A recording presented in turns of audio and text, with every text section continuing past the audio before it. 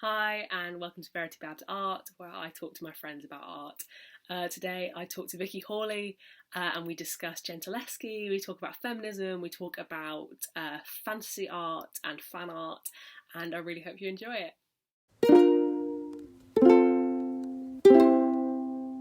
I'm here with Vicky Hawley. Vicky, please introduce yourself. Hello, I'm Vicky Hawley. I am kind of a comedian, improviser, storyteller, all sorts, general hyper fantasy wanker. And I've checked with Verity about it. I am allowed to say the word wanker. Yeah, anything goes. Anything within reason. Within reason, actually. It's so great to talk to you today. So we're going to kick off with gentileschi, which I'm going to put on the screen. And why don't you just start by telling me, where you came across this piece, what your first reaction to it was, why you like it. I saw this on the internet, as I see so many things, and I hadn't really understood the concept of that there were female painters during the Renaissance, right?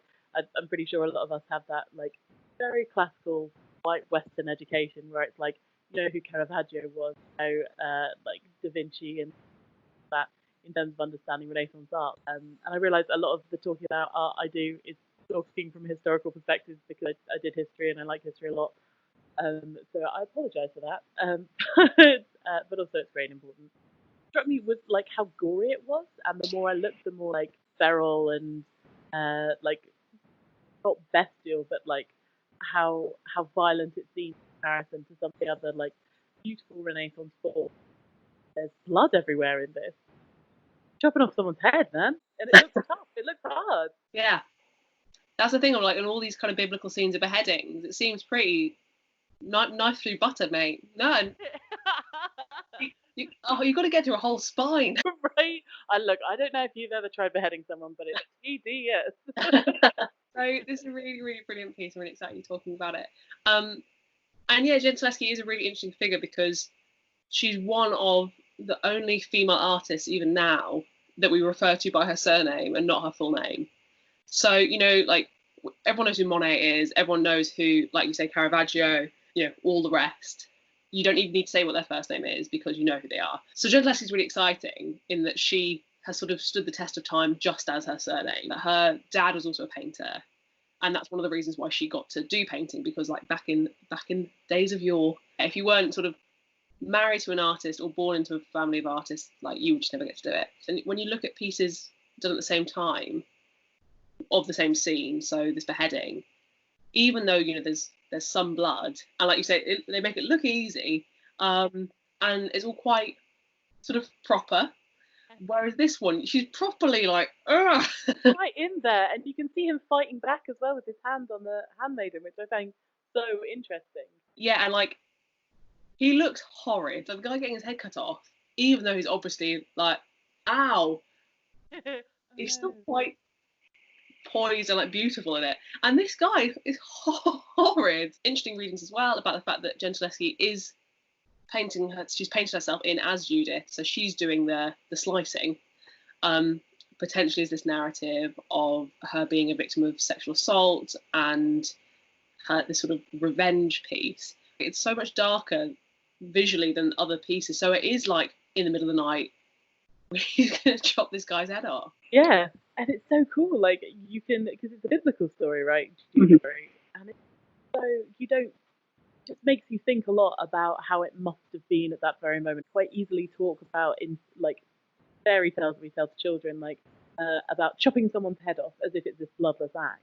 But it really transforms being in that tent with them in Inferno's bedchamber, and just being there and recognizing it's a conscious thing, and it's cool to see. I don't want to say words it's cool to see women being participators and perpetrators of violence, not just victims of it. But I think that might be how I feel. There's lots of violence all over art. Often than not, it's people grabbing at women and hurting women, or men hurting other men. And it's cool. It's unusual to see. Obviously, I'm not a fan of violence. Yeah, it's almost like portraits of women in art for so long have been these sort of passive, might as well be a lampshade, right, basically. Right. And the violence against women almost is that making them into objects. It's not, paintings don't have to show a woman being injured for the whole concept of it to be detrimental to women. Women doing anything active is so refreshing. And, you know, granted it is her chopping someone's block off, but at least she's, you know, there is some sort of autonomy there. This visual thing of a beheading.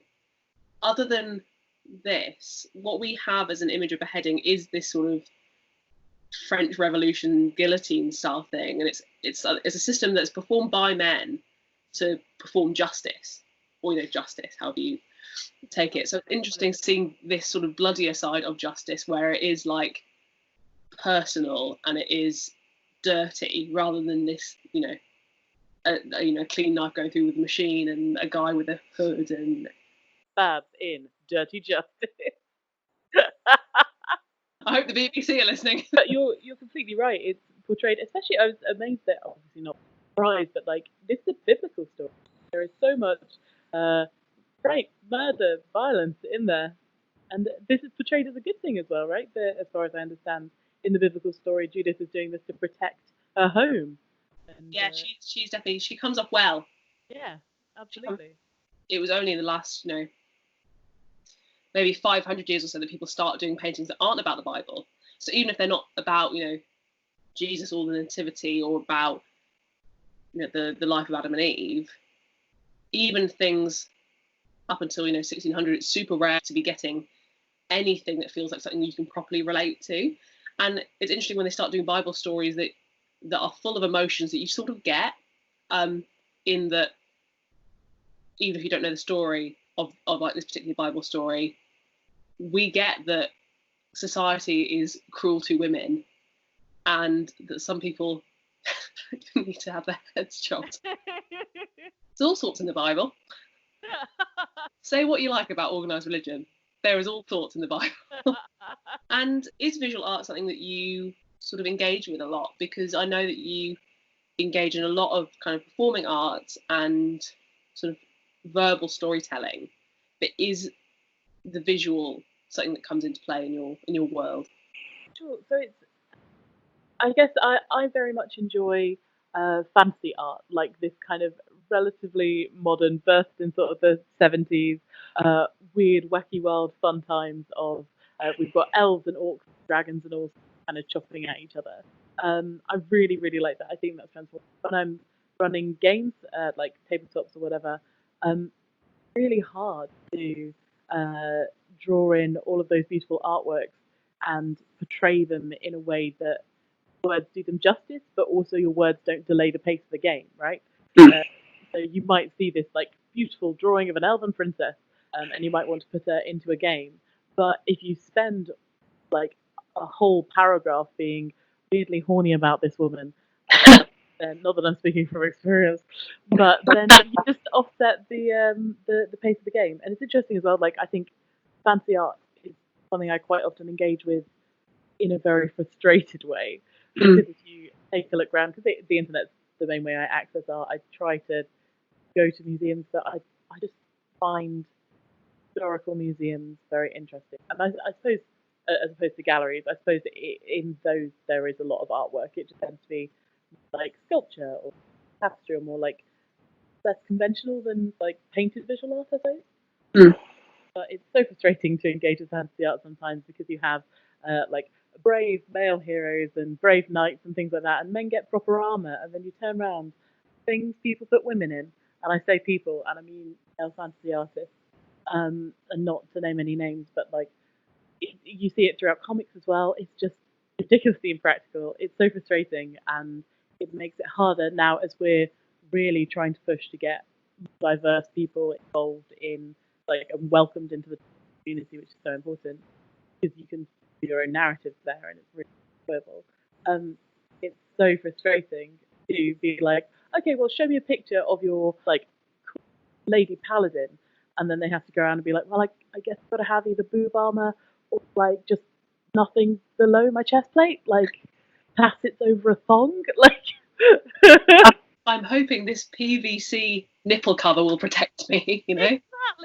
Exactly. And there are people doing amazing work, and it has got better. And I understand that, obviously, with this gets me as well. People who are so pedantic about specific historical styles in fantasy of like, well, they would never have worn that style of houppelande in that era. And then you turn around and you're like, but your women are in chainmail bikinis. What are you doing? What's more fun is seeing what we can do, imagining a wonderful world where women and men had always been treated equally, and women could have been these amazing things like painters and knights and scholars and all this.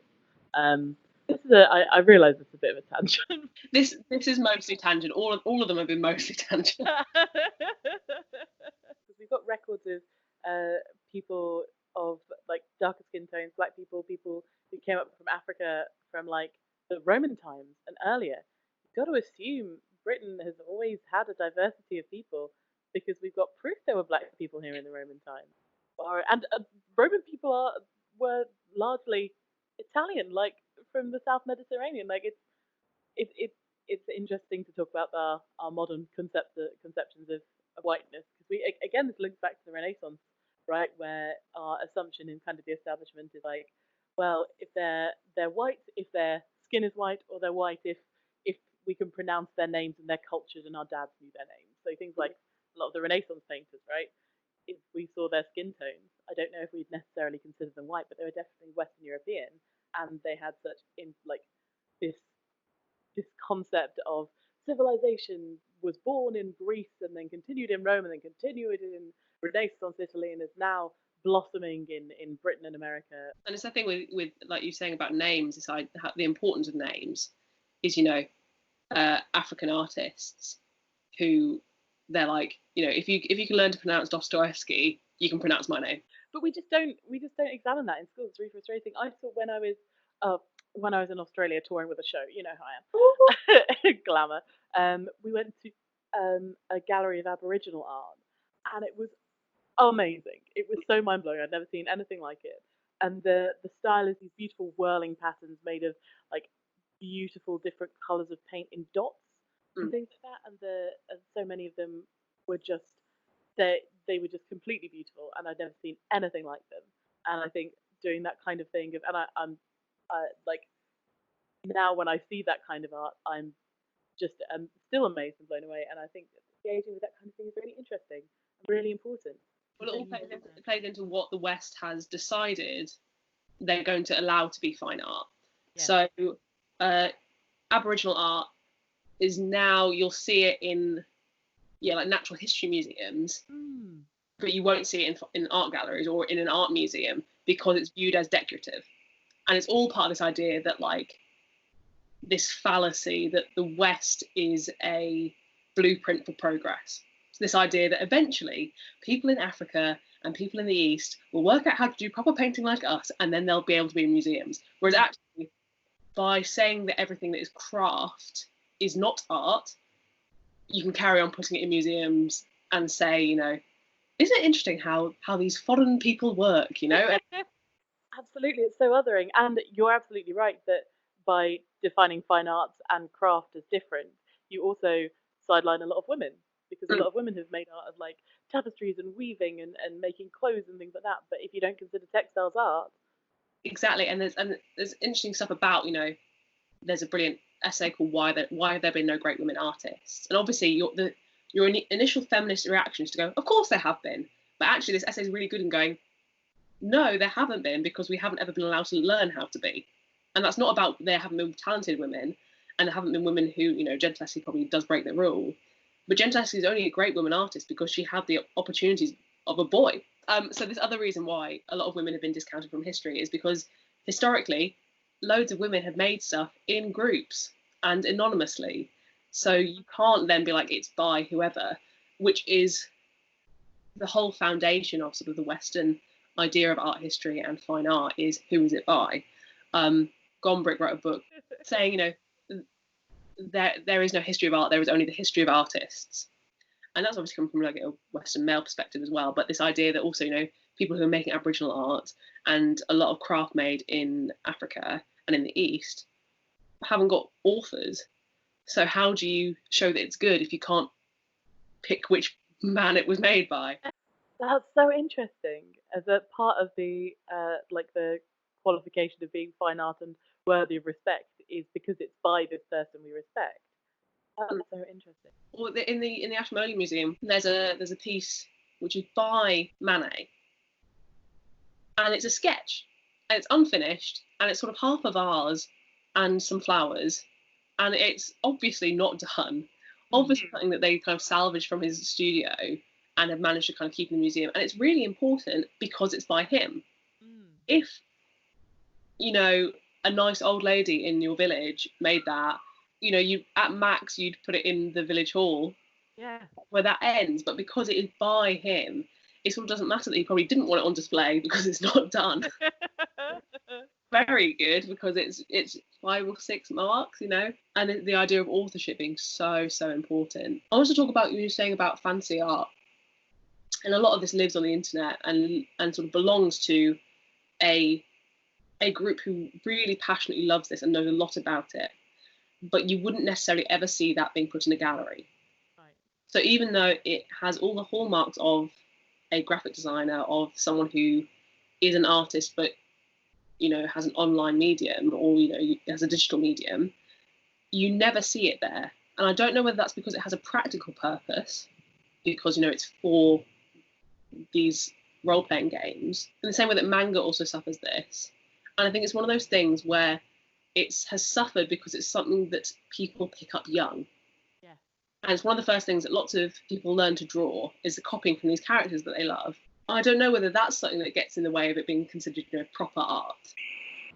I think you're absolutely right. I think if it's for when it's linked to entertainment, and especially like the history of comics, it seems to cheapen it. Like a lot of nerdy art not considered proper art because it can be the most beautiful, intricate fantasy art for like something like Lord of the Rings or something, which is a really recognized mainstream fantasy title. But even then, because it's so popularized, it loses its feel because it's not exclusive. You know, it's not. I think it's also because it's not that old. It's a feeling that a lot of people have about fantasy art, even though it's a depiction of archetypes that have existed in various societies going way back to kind of ancient mythology. In my opinion, a lot of fantasy art is sort of the cultural descendant of those marginalia drawings from a lot of medieval scripts and things like that. Yeah, I completely agree. And when you say manga, I was interested. I was thinking a little bit about sort of. I knew I was going to mention like most of my visual art is just pretty things people draw on the internet, and basically why that was. And I was thinking, I think the first art exhibition I remember going to see was something like the history of manga and Japanese graphic art. I want to say the British Museum was something like that. Being so fascinated by seeing like the woodblock prints and the beautiful wave and everything like that, and how that fed into what I was reading as an excited 13-year-old who'd go into Waterstones and be like, where is volume 4 of Tokyo Mew Mew, please? Seeing that history connected to modern art, I think, is so important. I say modern art as in art that is made modern, not specifically something that would class as modern art. But like understanding those historical links may be one way to address authorship that maybe is a bit more modern or a bit more collective and collaborative, in the way that we can say, you know, we don't really know who drew this piece of fan work or whatever. And fan works, by the way, are just completely disrespected as well, even though the whole of Renaissance art was a fan work for the Bible. But like, that's such a brilliant way of looking at it, though. Like, it's all true. It's true. It's so much. I mean, I would go as far as to say that a lot of visual art is fan work, not necessarily of like properties or stories, but it's just you're a fan of a story or an idea or a concept or a shape or a visual experience, and then you make art to almost as a tribute to that, or to try and crystallize that, you know. I think it was really interesting what you said about exclusivity, and that really stuck with me, this idea that maybe that's it, and that potentially is one of the reasons why things like photography have really suffered, because photography is one of those things where people are less likely to think it's as artistic as someone who's done a painting, and that sort of does come down to the fact that there is one of that painting that exists. You can make copies of a photograph, even things like, you know, people would rather buy an original painting by whoever than buy a print. And the same thing of, if it exists on the internet, it's so hard then to work out what its value is, like, not only just like artistically, but also financially, right? Because you can't really sell that on. So potentially it's the case that the fine art world and like the barometer by which we say something is fine art is completely dependent on capitalism. People being creative on the internet for their own joy isn't going to make the Guggenheim any money. Oh, that Guggenheim. Peggy. No, but I think you're absolutely right. I think I think you're completely right in terms of exclusivity, and I think that reflects really well with how a lot of artists get popular after death. The really famous one is Van Gogh, right? Died absolutely penniless and is now considered like one of the most remarkable artists. One of the first artists we teach our kids about. I think you're absolutely right. I was wondering whether in the decades to come, when the internet's changed for better or worse, and fan works change for better or worse, because you see evolutions in how fandoms move and shape about the internet, and how they're allowed to express themselves. So if the main fan work site for 10 years has been Tumblr, which is a really great, well, one of the main ones, which is a really great medium for sharing visual art. So a lot of fan artists, I think, got their start there, and now have gone on to be, CalArts animators or whatever. But I wonder whether in 50 years people will look back on fan art, fantasy art, um, as exclusive specifically because it's no longer being produced in that way.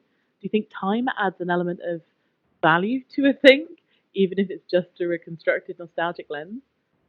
Well, I think it's one of those things where it's the same with furniture, it's the same with art, it's the same with wine. The older it is, the more expensive it is. and you're right about saying about Van Gogh is that also he's a really interesting example of, we sort of care about his works because we like his story, we like his biography, but we also like the exclusivity of it, right? And you see it all the time with bands, right, who release a brilliant first album, let's say the Fratellis, Costello Music. After you've released Costello Music, there's nowhere to go. If you make a second album, perfectly good second album, but it's never going to be that thing you did. And it's almost like there's a lot of art that could do with them sort of retiring age 22. And people like Aubrey Beardsley or Sheila, who dies young, and that really benefits them probably.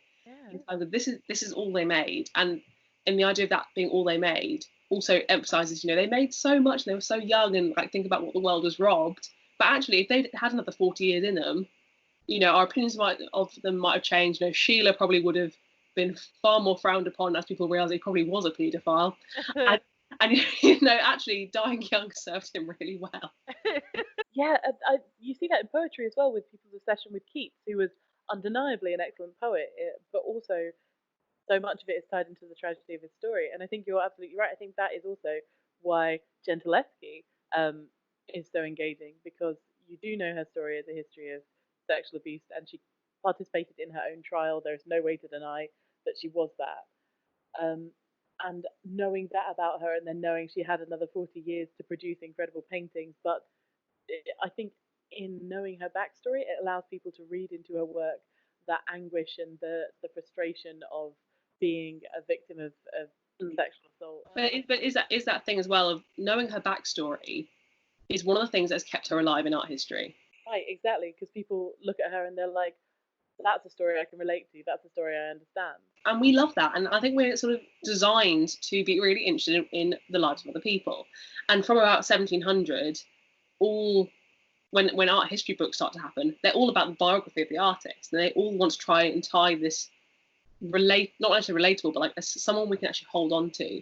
And Van Gogh made beautiful works, but if we knew nothing about him, I hugely doubt there wouldn't be such a huge market for his work. And the same thing with Gentileschi is that if she was a perfectly sort of restrained housewife to someone who painted a little bit as like a nice activity, there's no way that she'd have been in art history in the first place, let alone been one of the people who we know by their surname alone. You know who she is. I think the anonymization specifically of women's contributions to art is something that is so prevalent, and it is just so frustrating. I did a lot of work on, not as much work as I should have, I'll acknowledge, but a lot of work on Victorian women in science for the last year of my degree. And one of the main ways that we can trace Victorian women's engagement in science in the UK is through their engagement with it through art. So all of the beautiful Victorian botanical drawings, all of the like anatomical things about fruits and flowers and things like that, all of that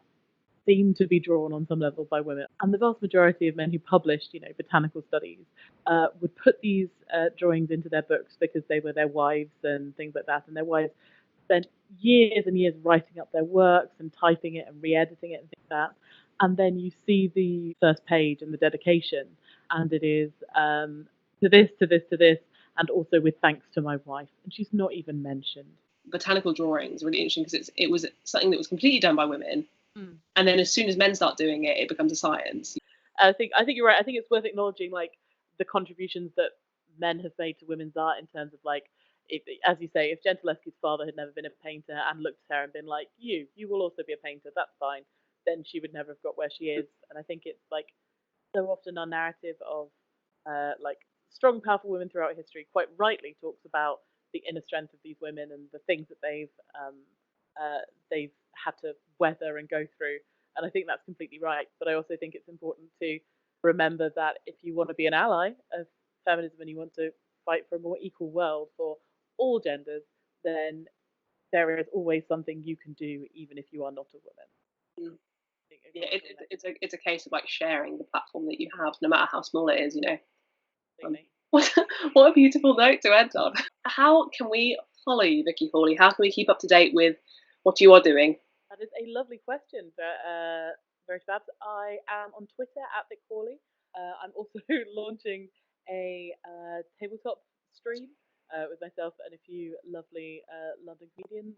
That is at Vicky's World RPG. So if you're watching this in 3 or 4 years, it's possible it hasn't stood the test of time. But right now, as of now, come along and have some fun. Thanks so much for watching. You can follow Vicky in the ways written below, and you can follow me on Instagram at VerityBabsArt. Please do share this and like it, etc. And I'll see you next Monday.